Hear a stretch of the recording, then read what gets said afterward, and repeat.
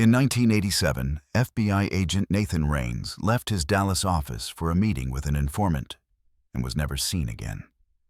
The FBI launched one of its largest internal searches, but found nothing. Then 4 years later, a homeless man seeking shelter in an abandoned storage unit stumbled upon a shocking sight. What investigators discovered inside would expose horrors beyond comprehension and shake the entire bureau. The fluorescent lights hummed overhead in the Dallas FBI field office as Special Agent Mark Callahan hunched over his desk, squinting at a case file through the steam rising from his coffee mug. It was March 15, 1991, another gray morning in Texas. And Mark was reviewing cold leads on a string of unsolved kidnappings when his desk phone rang. Callahan. He answered, still scanning the paperwork. Agent Callahan. "This is Officer Rodriguez with the Denton Police Department. We've got a situation here that might interest you." The voice on the other end sounded urgent.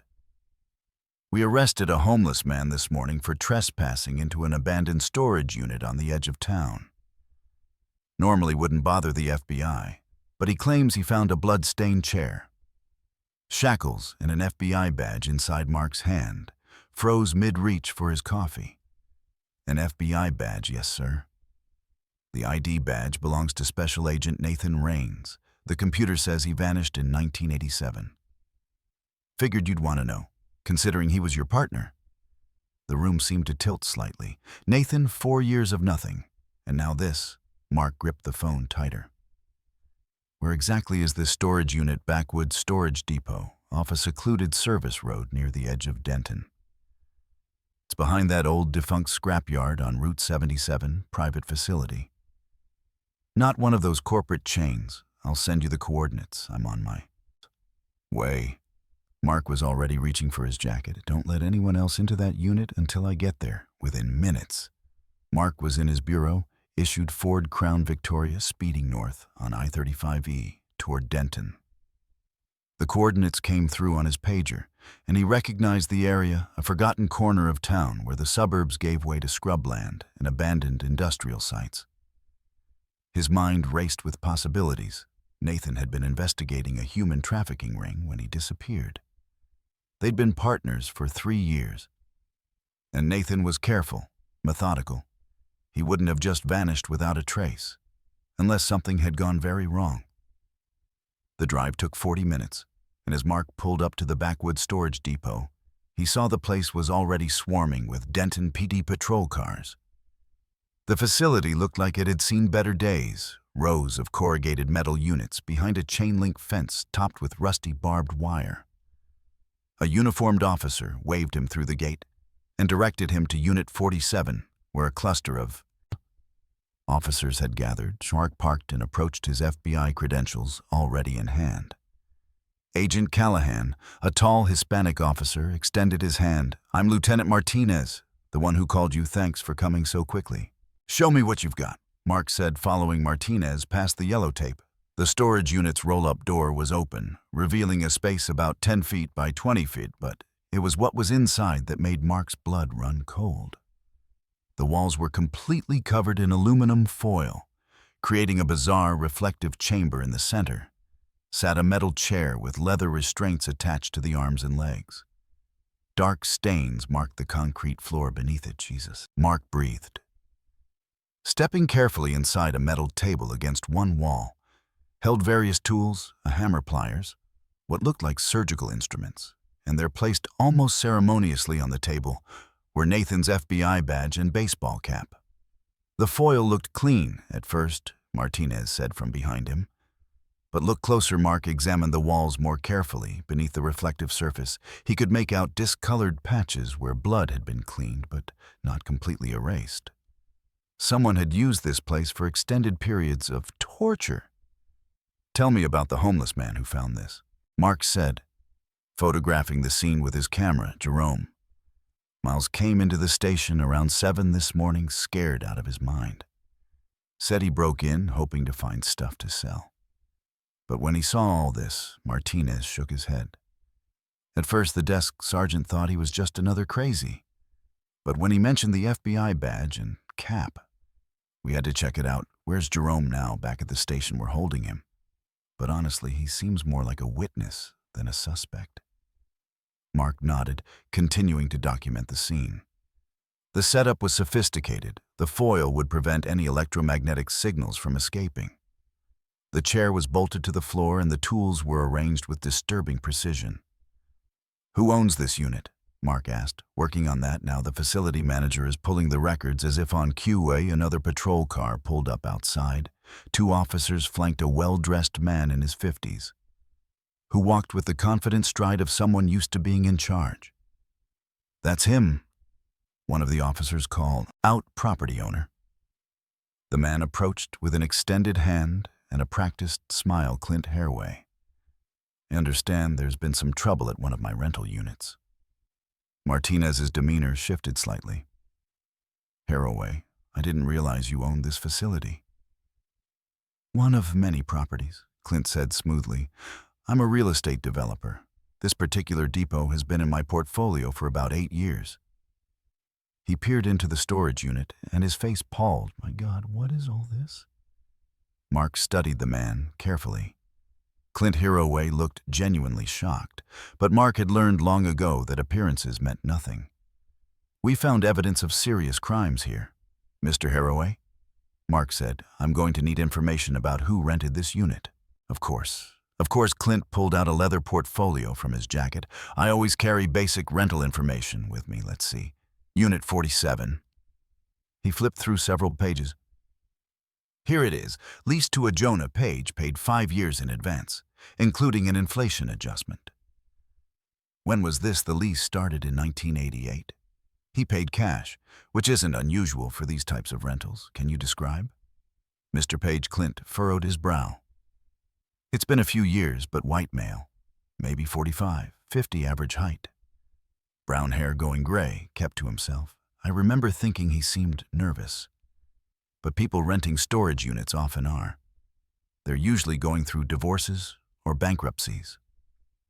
Mark made notes. "I'll need a complete list of everyone who's rented units here, especially this one. The detailed records are at my home office." Clint said, "I'd be happy to retrieve them for you.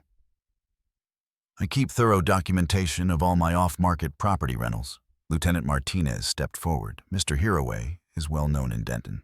He's a respected donor, supports the Police Benevolent Association, runs several charities. I just want to help however I can," Clint said. "This is horrifying to think something like this was happening on my property." Mark made a decision. "The forensics team can finish processing the scene, Mr. Haraway. I'll come with you to get those records. The sooner we have that information, the sooner we can find who's responsible." "Of course, I live in Denton Hills, not far from here. You can follow me or I'll ride with you," Mark said.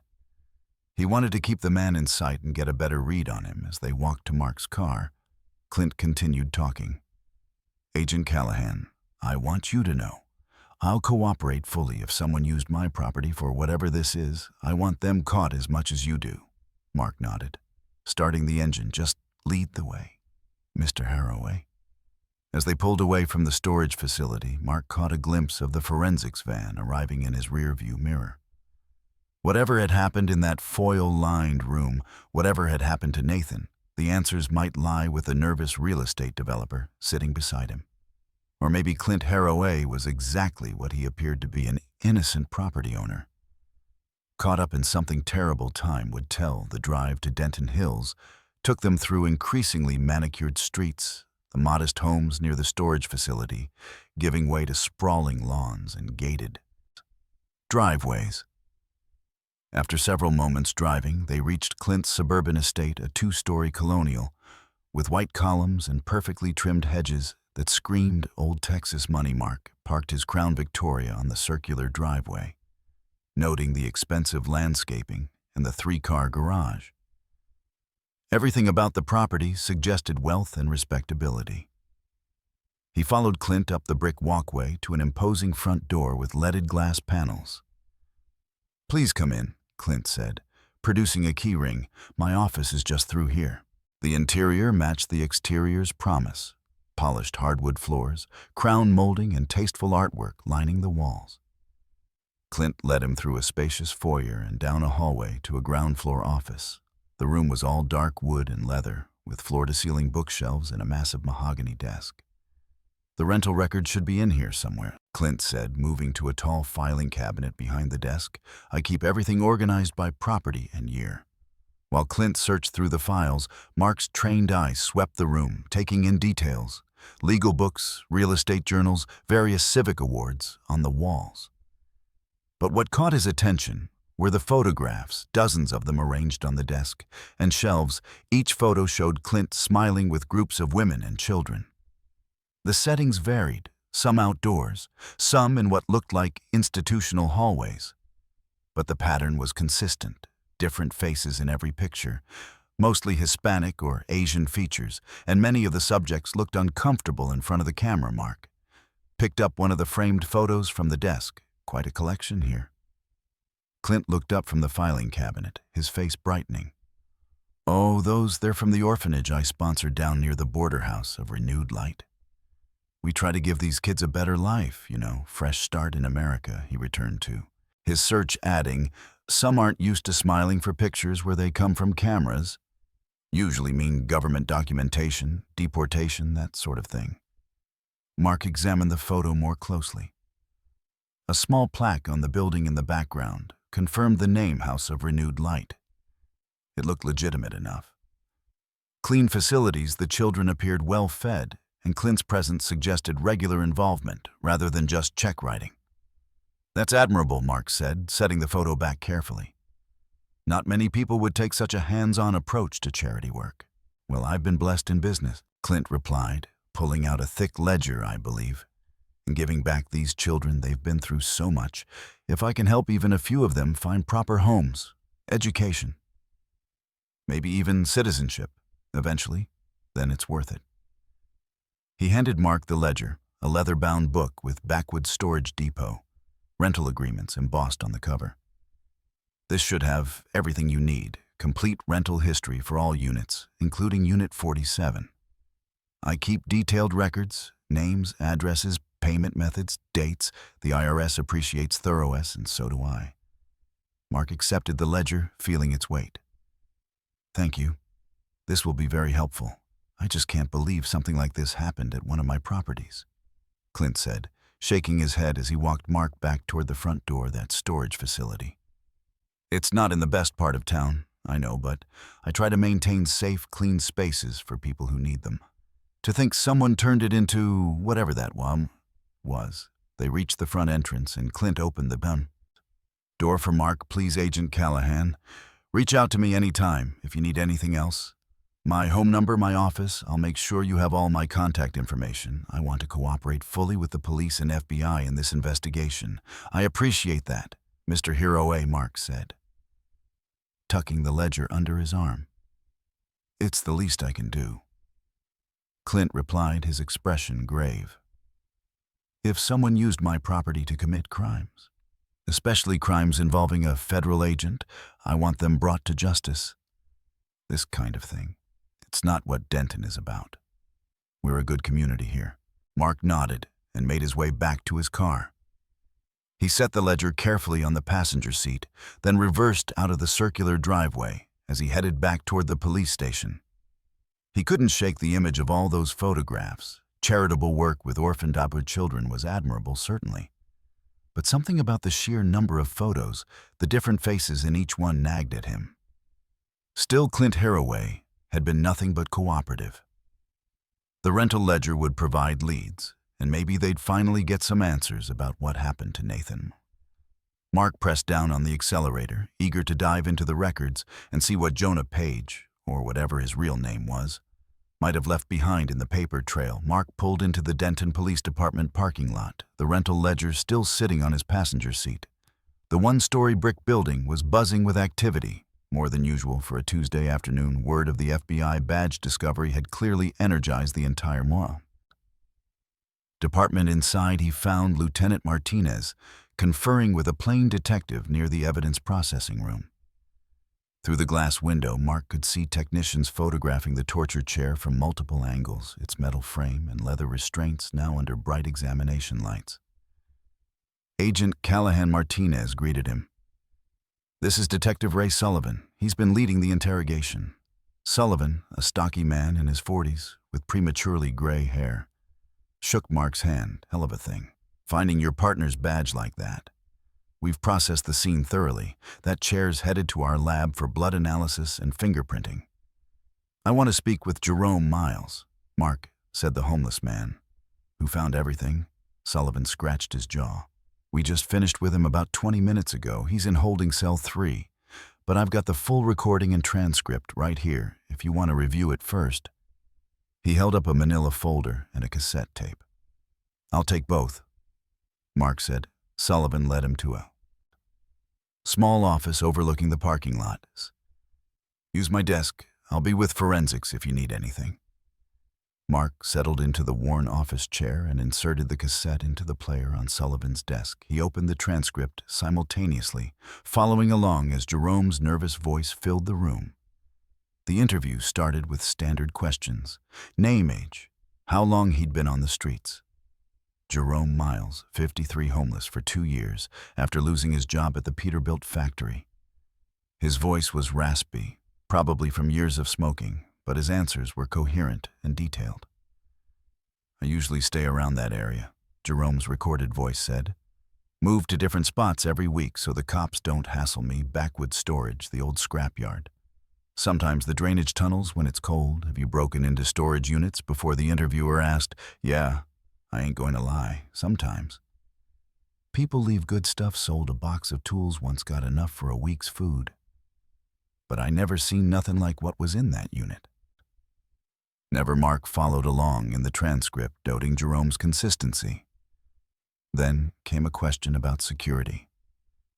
"Were you aware of any surveillance cameras at the facility?" "Cameras? Now that place is usually dead, that's why."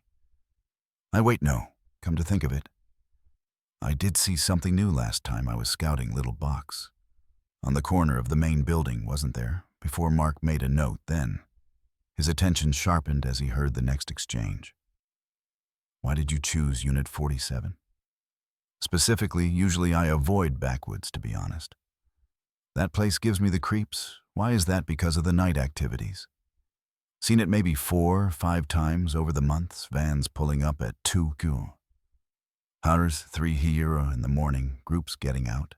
Women and kids, mostly. They'd go into some units, stay for a bit, then leave. None of my business. But it made me nervous about hitting that place." Mark paused the tape and reread that section. Groups of women and children at night. His mind went back to all those photographs in Clint's office he started. The tape again. "Can you describe these groups?" "Dark. Couldn't see much, but definitely women and kids, young ones, teenagers, maybe different groups. Each time they looked, I don't know. Scared, kept close together. Men with them looked like guards or something." The interview continued for another 10 minutes, but Mark had heard enough. He found Detective Sullivan back at the evidence room. "That mention of night activities," Mark said. "Women and children, I saw photographs at Clint Haraway's house. Dozens of pictures with women and children from an orphanage he sponsors." Sullivan's expression was skeptical. "Haraway is a pillar of the community, sits on the hospital board, funds the youth soccer league. It's not unusual for charitable types to have photos like that." "I know," Mark admitted. "That's what I thought too." But combined with Jerome's observations, he thought for a moment. "What about those surveillance cameras Jerome mentioned?" Sullivan reached into a folder and produced a photograph. "Tech. Guys say, this model came out in late 1990, professional-grade records to VHS. We pulled some tapes from the unit, but the storage is limited.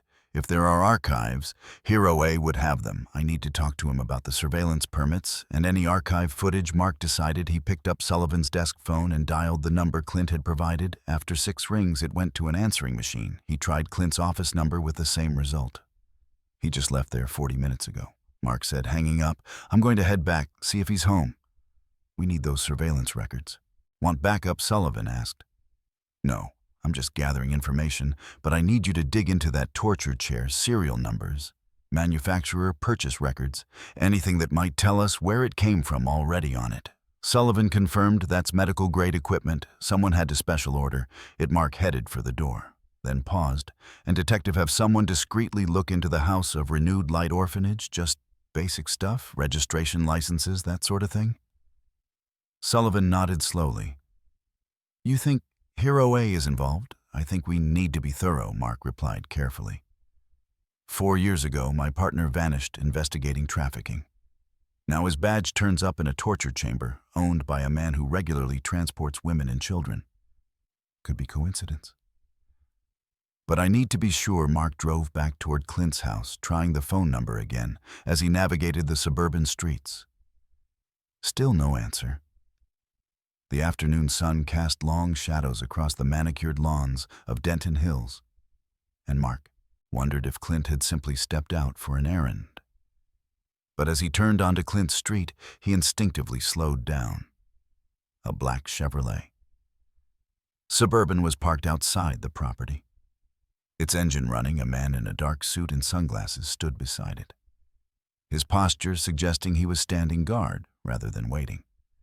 Casually, something in Mark's gut tightened, a familiar feeling from years of fieldwork. He pulled over. For about 100 yards away, parking behind a landscaping truck that gave him cover while maintaining a clear view of Clint's driveway. Through his windshield, he watched as Clint emerged from his house, accompanied by another man in dark glasses. Even from this distance, Mark could see the tension in their body language. Clint's usual smooth demeanor was replaced by sharp, agitated gestures. The other man stood rigid, his hands clasped in front of him like a soldier at ease. The conversation lasted less than 2 minutes. Clint reached into his jacket and produced a thick manila envelope, sealed with what looked like packing tape. He handed it to the man, then gestured toward the wooded area behind his property. Pointing emphatically as he spoke, the man in sunglasses nodded. Once took the envelope and walked briskly back to the SUV. Clint stood in his driveway, watching as the vehicle pulled away. Only when it had turned the corner did he head back inside his house. Mark sat frozen for a moment, weighing his options.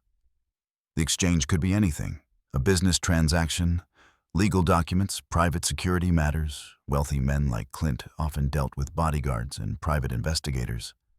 But the timing, so soon after the storage unit discovery, nagged at him, and Clint had pointed toward the woods, suggesting a destination, rather than just giving directions. The SUV was getting farther away. Mark made his decision and pulled out. Maintaining a safe following distance, he knew this area well enough. It was residential for several miles in every direction, with no office buildings or commercial centers where a business meeting might take place. If Clint had been pointing to a property, it had to be something private, secluded. As he drove, Mark reached for his radio and called the station. This is Agent Callahan. I need someone to pull all real estate holdings for Clint Haraway and his companies. Look for any remote properties, especially anything near the Denton Hills area. Copy that. The dispatcher responded. Detective Sullivan wants to know if you need backup. Not yet. I'm just following a lead, but have a unit on standby. The black SUV led him out of the suburban sprawl and onto Farm Road 2, 450, heading west toward more rural territory. After about 15 minutes, it turned onto a gravel access road, marked only by a weathered wooden sign. Mark slowed, letting the SUV get ahead. Before following through the trees, he glimpsed a large building, institutional-looking with white stucco walls and a red tile roof. As he got closer, he could make out the lettering on a monument sign, House of Renewed Light, a haven for children. It was the same orphanage from Clint's photographs. Mark parked at a distance and watched as the men exited the SUV. They walked with purpose toward the main entrance. The one carrying the envelope leading the way, a middle-aged woman in a gray dress, emerged to greet them from her bearing. And the way she gestured, she appeared to be in charge. She accepted the envelope with both hands and gave a small, deferential bow. The men stayed only a few moments before returning to their vehicle and departing.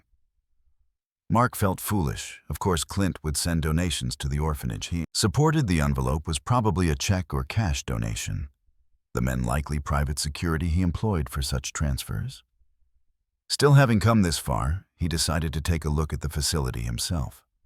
The building was larger than it appeared in the photographs. a sprawling single-story structure that looked like it might have once been a school or medical facility. Mark parked in the visitor area and walked to the main entrance, his FBI credentials ready. The same woman who had greeted the men answered his knock up close. He could see she was perhaps 50 with graying hair, pulled back in a severe bun and sharp, intelligent eyes. "May I help you?" she asked, her accent suggesting Eastern European origins. Mark showed his badge special, Agent Mark Callahan, FBI. "Please don't be alarmed. I'm not here about the orphanage specifically. We found some evidence related to a case at a property owned by Mr. Clint Hiraway, and I'm just following up on all his property connections." The woman's expression softened. "Slightly. Mr. Hiraway, such a generous man, I am. Mrs. Volkov, the director. Here, please come in." She led him through a reception area that smelled of industrial disinfectant and into a hallway lined with children's artwork. "Mr. Hiraway founded this orphanage 5 years ago," she explained as they walked. "We care for children who have lost their parents, many from across the border. We help them find new families, new opportunities." The tour was brief but thorough. Mark saw dormitory rooms with neat rows of beds, a cafeteria where a handful of children were having an afternoon snack, a small classroom with outdated textbooks. Everything appeared clean and orderly, if somewhat austere. The building seemed smaller on the inside than its exterior suggested, as if not all of it was being utilized. "You're welcome to look around more," Mrs. Volkov said as they returned to the reception area. "I have a meeting with some donors now. They just arrived. Someone will bring you coffee if you'd like to wait." Mark watched as a group of well-dressed men entered and followed Mrs. Volkov toward what appeared to be an administrative wing. He settled into one of the worn chairs in the waiting area, studying the faded motivational posters on the walls. A few minutes later, a teenage girl appeared carrying a tray with a coffee cup. She was Asian, probably, Southeast Asian, with long black hair and nervous eyes. Her hands trembled slightly as she set the cup on the table. "Are you police?" she asked quietly, her English heavily accented FBI. Mark said gently, showing his badge, "Thank you for the coffee." The girl glanced quickly over her shoulder, then back at him. "Here is okay. Is all right here, I am." Something in her tone made Mark lean forward. "How long have you been here?" 2 weeks only?" She twisted her hands together. "I am 18 years. My name is Dara Darapov from Cambodia." Mark found it odd that an orphanage would take in an 18-year-old well past the typical adoption age. "Are you all right, Dara? You seem frightened." She looked behind her again, ensuring they were alone. Then, in a rush of words, "They took my friend last week. People came and took her and other children. Please, you help her." Mark's pulse quickened. "Took her? Where I know where." Dar whispered urgently. "They took me too, but they not choose me. Send me back, they say. I am due this week. Due for what? I don't know. Other children say is not good. When they say, due, please, I am scared you help." Before Mark could respond, a male staff member appeared in the doorway. "Dra, come, you have chores." The girl's face went pale. Mark stood up. "Actually, I was just talking to Dara about taking her out for ice cream. She mentioned she's never been to an American ice cream parlor." The staff member frowned. "She had ice cream last week. I'm Agent Callahan, FBI." Mark said, producing his badge again. "I've taken a bit of a personal interest in Dara here. Bright girl. I think she has a future at that moment." Mrs. Volkov emerged from her meeting, the group of donors filing out behind her. They eyed Mark with suspicious interest as they passed. "What's happening here?" Mrs. Volkov asked. Noticing the tension, Mark explained his ice cream invitation, keeping his tone light and casual. Mrs. Volkov's lips pursed. "This is highly irregular. We have procedures." "Of course," Mark said smoothly. "I understand completely, but surely a small exception could be made. I am a federal agent after all. A trusted figure in the community, as Mr. Hiraway would confirm. Mrs. Volkov considered this very well. But Jacob must accompany you. We cannot allow children to leave unescorted." Mark nodded, though internally he was racing through options in the parking lot while Jacob was talking with Mrs. Volkov. Mark whispered quickly to Dra, "Show me where your friend is. Don't worry about Jacob." The girl nodded, understanding flashing in her eyes. Mark used his radio in the car to call the station. "This is Callahan. I need units on standby, possible situation. Developing monitor the House of Renewed Light, Orphanage, and Clint Herway's residence." He gave them the addresses, speaking in quick, professional tones. "And I need a tail on my vehicle. Discreetly, I may be heading into something." When everything was ready, he helped the girl into his car. Dar slid into the front passenger seat, while Jacob, the staff member, climbed into the back, immediately voicing his displeasure. She should sit in back. Jacob protested, his accent thick. "Is not proper." "It's fine," Mark said firmly, starting the engine. "She can sit anywhere she wants." They left the orphanage grounds. Dara glanced at him gratefully, then pointed to the access road that way. "Go west." Mark pulled onto the road, noting in his rearview mirror that the patrol car was maintaining a discreet distance behind them. Jakob sat rigid in the back seat, arms crossed, clearly unhappy with the arrangement for the first 15 minutes. They drove in relative silence through rural Texas landscape farm roads, gave way to even smaller county roads. The terrain becoming increasingly desolate, Dar provided quiet directions at each intersection. Her voice barely above a whisper, "Left here, now straight for a long time." "Yes, keep going." It was Jakob who first voiced what Mark already knew. "This is not way to town. Where are you taking us?" "Just a little detour," Mark said calmly. "No." Jakob leaned forward. "Turn around. Now, this is kidnapping. I call police." Mark gestured with his thumb toward the rear window. "The police are already here. That patrol car has been with us since we left." Jacob twisted around, saw the marked unit, and his face went pale. "What is this? Mr. Herway will hear about this. There will be consequences." He fumbled for his phone, punching in numbers with shaking fingers. In one smooth motion, Mark reached back with his free hand and snatched the phone away, keeping his other hand steady on the wheel. "No calls right now." "Jacob, you can't do this. It's illegal." Mark pulled the car to the shoulder and turned to face Jakob. "Fully listen to me very carefully. This young woman has told me that children are being taken from your orphanage, trafficked. Her friend was taken last week, and she knows where his lies," Jakob sputtered. "Crazy girl tells stories," maybe Mark said, "or maybe you know exactly what's been happening. Here's your choice, Jakob. You can help us, tell us what you know, cooperate fully in the police, and I will make sure the court knows you assisted in rescuing these children. Or you can keep protecting whoever's behind this and go down with them." "What's it going to be?" Jakob's face cycled through several emotions: anger, fear, calculation. Finally, his shoulders slumped. "I just work there. I do what they tell me, and what do they tell you? Sometimes we prepare children for adoption. Special adoptions, they tell us not to ask questions. Where do they take them?" Jakob was silent for a long moment, then pointed ahead. "Same place." "She's taking you. The old Benedetti vineyard is abandoned for 10 years, but people use it for the special adoptions." Mark started driving again. "You're making the right choice, Jacob." They drove for another 40 minutes deeper into Ponder County. The landscape became increasingly desolate. Scrub brush, abandoned farmhouses, rusted equipment left to decay, and fall fields finally. Dar pointed to a worn dirt road, nearly hidden by overgrown mesquite there. "That's the place." Mark turned onto the road, slowing as the car bounced over ruts and potholes through the brush. He could see the remains of what had once been a prosperous vineyard, row after row of dead, twisted grapevines. Stretching up a gentle slope at the top sat a collection of buildings, a main house with broken windows and peeling paint. Several outbuildings and what looked like a large processing facility, and parked near the main house, the black SUV from Clint's place. Mark radioed the patrol car. "We've got the same vehicle from the Hero A residence," proceeding with caution.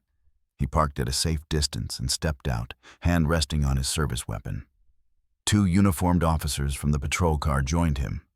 "Officer Martinez, stay with the girl," Mark instructed. "Officer Thompson, you're with me." "Jakob, you're coming too."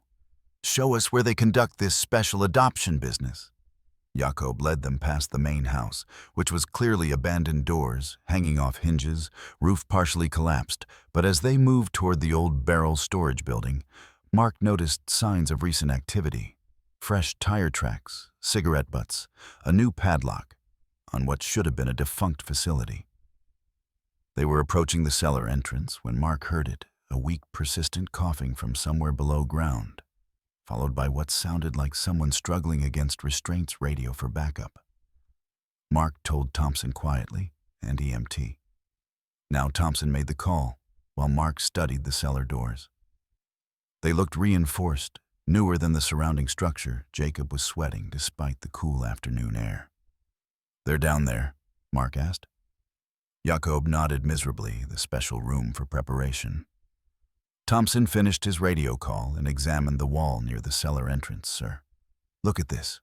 He pushed against what appeared to be a solid wall, but it gave slightly false panel recent construction. Mark drew his weapon. "Federal agent." He called out, "Anyone down there needs to come up with their hands visible." No response except for more coughing and a muffled cry. "We're going in." Mark decided. He looked at Jacob. "Last chance, you with us or against us?" "With you." "With you," Jacob whispered. "God forgive me, with you." The three men descended the wooden steps into darkness. Mark's flashlight swept across a narrow corridor that opened into a larger, underground space. The smell hit them first. Human waste, fear, sweat, and something medical. Antiseptic. Then Mark's light found him. Nathan Raines, barely recognizable after 4 years, was chained to a metal rack against the far wall. His hair was long and matted, his body skeletal. Dressed in filthy rags, burn marks and scars covered his exposed skin. One ear was missing, several fingers gone. Standing over him was one of the men from the orphanage, preparing a syringe filled with clear liquid. FBI dropped the syringe and stepped away. Mark shouted, his weapon trained on the man. The trafficker spun around, shock replacing. Concentration on his face. Nathan's eyes, hollow but still alert, widened in recognition. Mark, the voice, was barely a whisper. Ruined by years of screaming, the trafficker immediately dropped the syringe, letting it clatter on the concrete floor. He raised his hands as Thompson moved in with handcuffs, kicking the syringe safely away. "Nathan," Mark breathed, holstering his weapon to approach his partner. "Jesus Christ, we thought you were dead." Before Nathan could respond, footsteps echoed from the corridor. 3 more men appeared, freezing when they saw the officers, hands up. "Now," Thompson commanded. 2 of them bolted immediately. Thompson managed to grab one while Mark pursued the others up the stairs and into the fading daylight. He fired a warning shot into the air. "Stop, or the next one won't be a warning." Next one. One man spun around, pulling a pistol from his waistband. The bullet went wide, sparking off a metal barrel. He tried to aim again, but Mark's training kicked in. 2 shots. Center mass. The man crumpled. The third man threw himself to the ground, hands behind his head.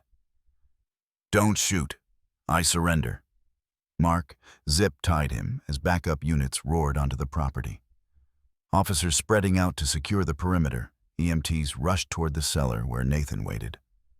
"There are more victims," Mark told the arriving lieutenant. "A girl came here looking for her friend. If Nathan's here, there have to be others." The search took an hour. They checked every building, every possible hiding place. Finally, in the abandoned wine processing facility, an officer noticed scratch marks around a storage room door. As if someone had tried to claw their way out inside, they found them. 15 women and children, huddled in a space meant for equipment, no windows.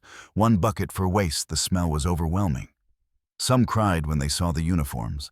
Others seemed too broken to react. A woman who appeared to be the oldest grabbed Mark's arm. "The tank," she said in broken English. "They put the ones who sick or die in the tank. Please, some were alive when they went in. Please check, Mark." And Thompson found the access ladder to the fermentation tanks. Mark climbed up, steeling himself for what he might find. The smell hit him before he even looked inside. He forced himself to shine his light down into the tank bodies at it. least 6 in various stages of decomposition, floating in the remnants of old wine and rainwater. Mark keyed his radio with shaking hands.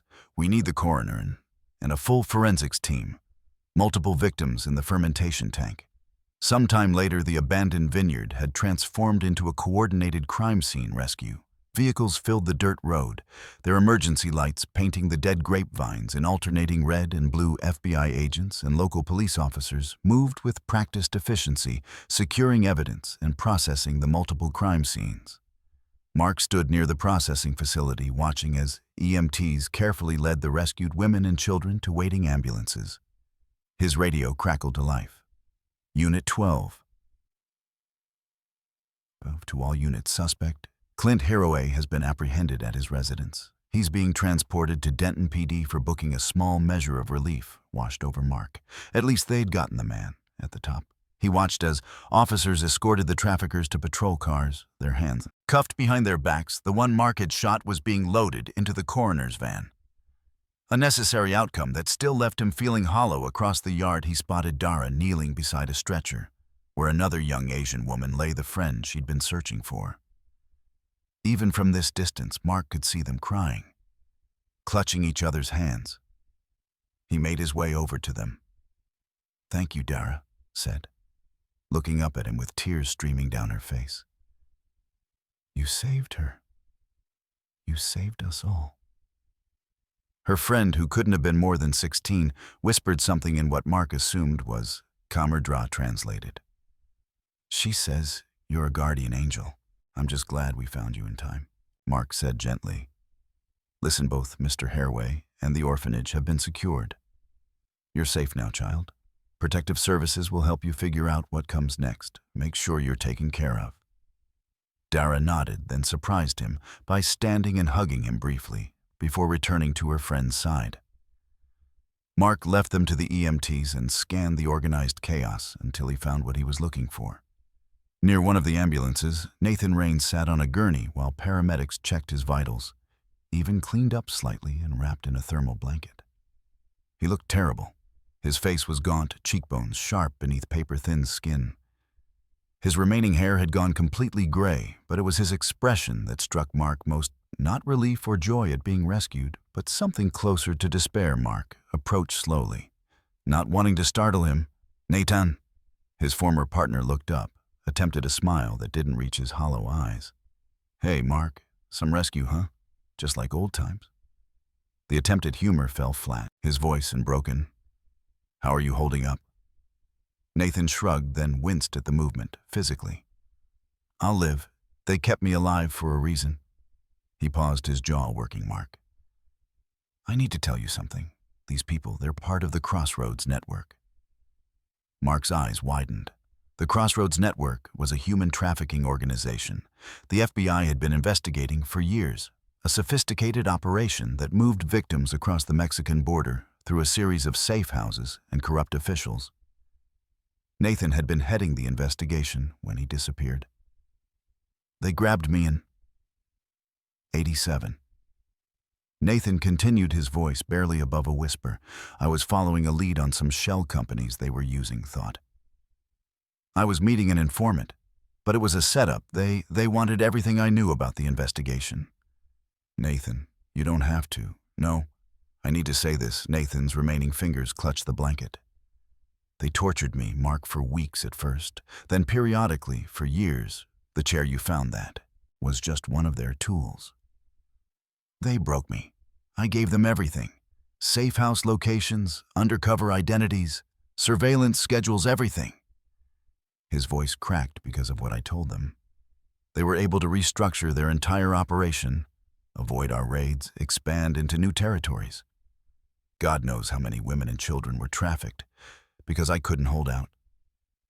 "Nathan."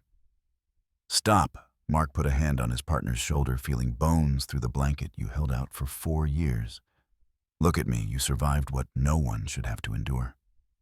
This isn't on you, but all those victims were saved today because a brave young woman led us here." Mark pointed toward where Dara was being loaded into an ambulance. "That girl, Darapov. She's the one who told me where to find this place. And you know what started all this? A homeless man named Jerome Miles broke into that storage unit and found your badge. He could have pawned it, but instead he went to the police. People helped each other. Nathan, that's what broke this case. Not anything you did or didn't do under torture. Nathan looked up sharply. Someone found the torture room this morning. They'd moved your belongings there, probably figured no one would ever look in some random storage unit for the first time. Nathan's composure completely broke. Tears rolled down his scarred cheeks as his shoulders shook with silent sobs. Mark noticed the missing fingers on his right hand, the bandage where his left ear should have been. Burn scars created a horrific pattern across his neck and arms. They were going to kill me today, Nathan said. When he could speak again, that injection, it was potassium chloride. They said I'd outlived my usefulness, that the police were sniffing around too much after the storage unit was discovered if you'd been an hour later. But we weren't. Mark said firmly. You're alive, Nathan. That's what matters now. One of the paramedics approached. We need to transport him now. He needs immediate hospital care, malnutrition, infected wounds, possible organ damage from prolonged captivity. Mark squeezed Nathan's shoulder gently. I'll come check on you at the hospital. We'll talk more when you're feeling stronger. Nathan nodded weakly as the paramedics prepared him for transport. Mark, thank you for not giving up. Partners? Don't give up on each other, Mark replied. He watched as they loaded Nathan into the ambulance, followed by the rescued victims in other emergency vehicles. The sun was setting now, casting long shadows across the abandoned vineyard. Crime scene tape fluttered in the evening breeze, marking the places where unimaginable horrors had occurred. With the immediate rescue operations complete, Mark coordinated briefly with the forensic team leader and ranking police officer, ensuring the scene would be properly processed through the night. He climbed into his Crown Victoria and headed for the Denton police station, where Clint Herway and his accomplices waited in custody. The dashboard clock read 6:47 p. As he drove back toward town, the rural landscape giving way once again to civilization. In his rearview mirror, the emergency lights at the vineyard grew smaller until they were just a glow on the horizon. The Denton police station was buzzing with activity when Mark arrived. The magnitude of the operation meant every available interrogation room was occupied with federal agents and local detectives working in tandem to process the suspects. Mark made his way down the corridor, glancing through the observation windows in the first room. Mrs. Vulov sat rigid in her chair. Her earlier composure completely shattered as detectives pressed her about the orphanage's role in the trafficking operation next door. Two of the men from the vineyard were being questioned separately, their tough facades crumbling under the weight of evidence. But it was the room at the end of the corridor that drew Mark's attention. He entered the observation area, joining several officers already watching through the one-way glass. Inside, Clint Herway sat across from Detective Sullivan and an FBI interrogator Mark recognized as Agent Patricia Chen. Clint looked nothing like the polished philanthropist. From this morning, his expensive suit was wrinkled, his silver hair disheveled, but it was his eyes that had changed. Most, the confident warmth replaced by cold calculation as he seemed to weigh his options. Tell us about Nathan Raines, Agent Chen was saying. We know you held him. We found him. So let's skip the denials and get to the truth. Clint was silent for a long moment, then leaned back in his chair. When he spoke, his voice was matter-of-fact, as if discussing a business transaction. Agent Raines was investigating our cross-spur operations in 1987, focusing on unregistered rural properties we used as waypoints. He was getting close, too close, so we arranged a meeting through one of his informants. Told him we had information about a major shipment. Where was this meeting? An abandoned hardware store on the outskirts of Denton. One of my properties. Naturally, we had a man posing as a homeless vagrant approach him in the parking lot asking for help. When Raines let his guard down, the man used a tranquilizer dart, quick, efficient. We loaded him into a carpet cleaning van and took him to one of my undeclared rental properties. Sullivan leaned forward, and then we extracted information. The basement room was specially prepared, soundproofed, no windows, We used various methods: stress positions, sleep deprivation, temperature, extremes. The torture chair was particularly effective for longer sessions. A medical contact of mine, a nurse with certain dependencies, kept him alive and functional. Mark felt his fists clench as Clint continued his clinical recitation. Rains was strong at first, but everyone breaks eventually. Within 6 months, he'd given us the entire FBI playbook on the crossroads, network, safe house, locations, undercover identities, surveillance schedules, planned raids. We restructured our entire operation based on his intelligence. And you kept him for 4 years, Chen. Chen asked. He was a continuing asset. The FBI's tactics evolved, and so did our need for information. We moved him between various sites, basement rooms, shipping containers. Finally, the vineyard, the chair, and his belongings went into storage. When we upgraded our methods, I never imagined anyone would find that unit. Why keep him alive so long? Clint shrugged. Insurance information. And frankly, some of my associates enjoyed having a federal agent at their mercy. It sent a message to anyone thinking of betraying us through the glass. Mark watched Clint's casual recounting of horrors, feeling rage build in his chest. He turned to the senior officer beside him. "I want this man charged with everything possible," Mark said quietly. "Kidnapping, torture, human trafficking, conspiracy, murder for the bodies in that tank. His cooperation and community standing mean nothing. No plea deals. He faces the full weight of what he's done?" The officer nodded. "After what we found today. He won't see daylight again." Mark left the observation room. Needing air, needing to be somewhere that wasn't filled with the casual evil of Clint Hiraway's confessions, he drove to Denton Presbyterian Hospital, where the victims had been taken. The pediatric ward was quiet. A stark contrast to the police station. Mark found Dara and her friend, whose name he'd learned was Savannah, in a shared room. A CPS caseworker, a kindly woman named Janet Morrison, was with them. Agent Callahan. Janet greeted him. "I was just discussing options with the girls. Foster placement, eventual sponsorship for citizenship, educational opportunities. How are they doing?" "Remarkably well, considering they're survivors." Mark spent a few minutes talking with them about their futures, about the support systems in place.